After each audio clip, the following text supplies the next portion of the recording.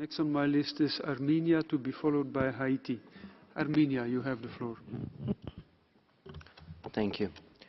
High Commissioner Grande, Mr. Chair, ladies and gentlemen.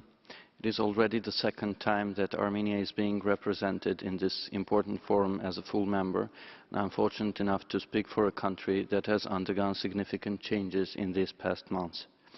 As a result of these changes, our resolve to provide international protection to those in need not only did not decrease, but proved to be quite strong. Mr. Chair, we very much appreciate our good cooperation and ongoing dialogue with UNHCR colleagues on the ground in Armenia and in the process of providing international protection to asylum seekers and refugees. I would like to underline our effective collaboration with the UNHCR office in our country and the regional office for the South Caucasus.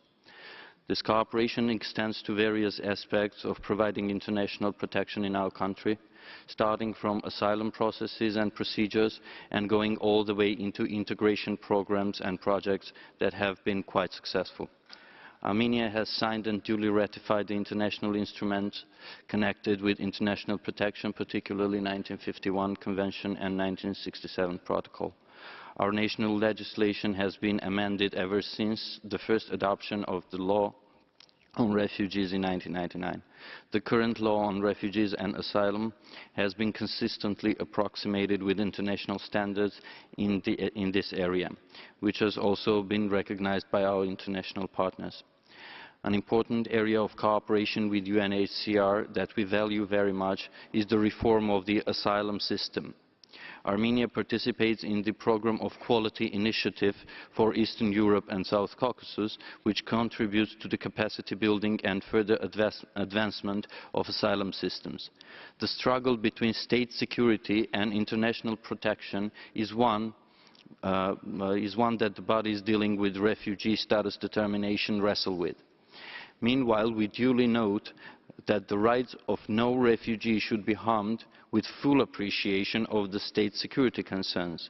The correct modality between the security and the rights provides for success in this area.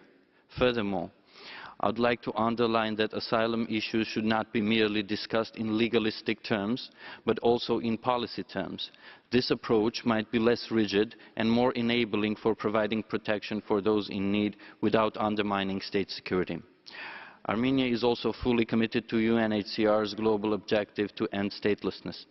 After the legislative amendments, our efforts are now concentrated on the establishment of statelessness determination procedures. We hope that UNHCR will support us in this area to put these procedures into full effect.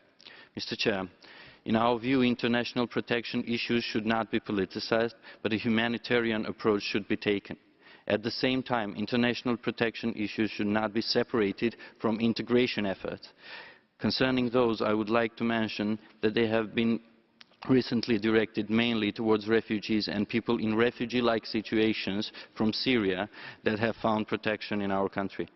This wave of forced displacement aggravated already complicated situation in terms of integration, as Armenia has already been dealing with thousands of refugees from other countries. Nevertheless, our country makes every effort to integrate a great number of Syrian refugees, becoming the third largest recipient of Syrian refugees per capita in Europe. For a small and already densely populated country, this is a huge issue. Nevertheless, the government of Armenia has made a committed decision to integrate these people and provide them with every right and opportunity that our citizens enjoy. We view the refugees from Syria as an asset. With their great talent in entrepreneurship and crafts, they have already started to play a noticeable role in the economic development of our country. Meanwhile, I would like to underline, though, that one very complex issue still remains on the table, and that issue is housing.